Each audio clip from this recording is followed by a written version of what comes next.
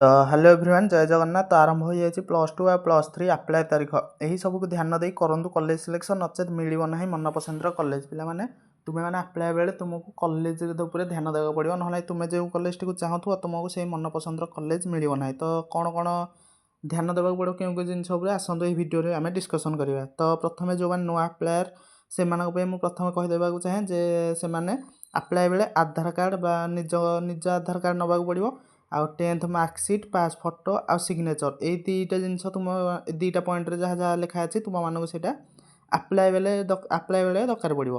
किंतु 3 number 4 number और 5 number point जो सर्टिफिकेट लिखी CLC कंडक्ट सर्टिफिकेट बा इंटिमेशन लेटर तो से गुराक तुमको कॉलेज एडमिशन टाइम दरकार पड़ो। तुम मान पाखे जब कास्ट इनकम कि रेसिडेंट सर्टिफिकेट ना तब एवं जाए आप्लाय कर दिंतु। आ CLC सर्टिफिकेट कंडक्ट सर्टिफिकेट से तुम मानक निज स्कूल मिल जाव आउ इंटिमेशन लेटर तुमको आप्लाय कर सारापर दिज्व। तो सहीटा किसी ओरिड हवा दरकार ना। तो निज बापा माँ आधार कार्ड नहीं निहाती दरकार।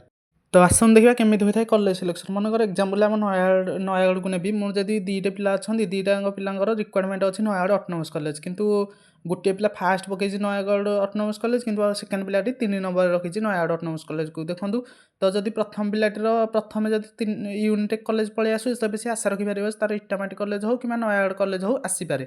किंतु जदि सेकेंड पिलाटीर इटामाटी कॉलेज प्रथम आसूचे तेज सी जमार भाव ना तार नयागढ़ आसो कि यूनिटेक आसो बोली। कारण थोड़े जब प्रोसेस हो जाए जो कॉलेज टी फास्ट आसी सेकेंड सिलेक्शन हो कि स्पोर्ट सिलेक्शन हो तार तार ऊपर कॉलेज आस तल कॉलेज गुराक तार आसो ना।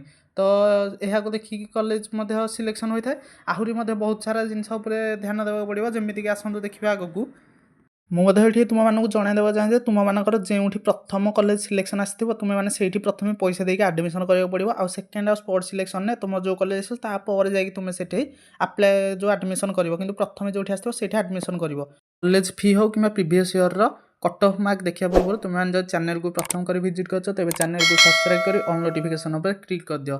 तो प्रथम निज क्रोम ब्राउजर को सर्च आइकन को आसिकी सेठारे क्लिक सर्च कर दिंतु साम्स ओडिशा बोली जो लिंक टी प्रथम आपण मान आगे देखा जाऊँगी ये समस्त माने छात्र छात्री सब प्लस टू एडमिशन हो प्लस थ्री एडमिशन सब ये आपण शो कर। तो तुम्हें मैंने जदि मु एग्जाम्पल प्लस टू देखा दूसरी तो प्रथम उच्च माध्यमिक विद्यालय देखो प्लस टू लिखा जाइए। तो सेठारे तुम मानक क्लिक करा पड़ो देखो सेठारे क्लिक कला एमती किसी इंटरफेस आपण मान आगे शो कर। तो देखो तले जिला उच्च माध्यमिक विद्यालय लिखाई जिला निज जिला सर्च करदे मोर नयागढ़ जमी मोर नयागढ़ बोली सर्च करदेली। तो निज कॉलेज सर्च करदे सेमती जमीक मो कॉलेज सर्च करदे नयागढ़ ऑटोनोमस कॉलेज। तो देखो टे तलू स्क्रॉल कलापर देखा आपको Nayagarh higher secondary school Nayagarh सेठारे क्लिक कर दिंतु। तर इंडिविजुअल HSC प्रोफाइल क्लिक कर दिंतु एमती किसी आसो जो से college principal name admission charge किए अच्छा DO तो एमती सब आपण मानक शो करदेव। टिके मुझे डेस्कटॉप साइट करके देखा दूसरी।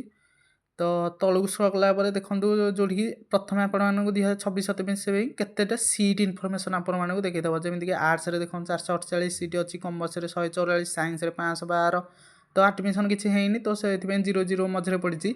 तार सब्जेक्ट कौन कौन अच्छे ये आपने देखिपारे तलू तलू स्क्रॉल करके सब्जेक्ट कौन कौन अच्छी तापर तलू गले एडमिशन फी आपण मानक देखईदेव जो प्लस टू फास्ट ईयर पिलांई कौन अलग अच्छी प्लस टू सेकेंड ईयर कौन अलग अच्छी ST SC boys girls general OBC एमती सबकि इनफॉरमेशन आपण मानक एठारे मिल जाव।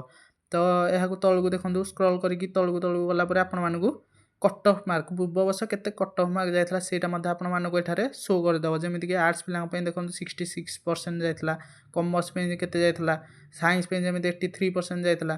तो तापर हॉस्टल इनफॉरमेशन आपण मानक मिल जाव। तो मुझे तुम मानक जमी प्लस टू देखिली सेमती डिटो पूरा plus three admission college selection रोचे। तो सहीटा को ध्यान दे समते कॉलेज टी सिलेक्शन करूँ। भिडियो टी संपूर्ण देखी थैंक यू।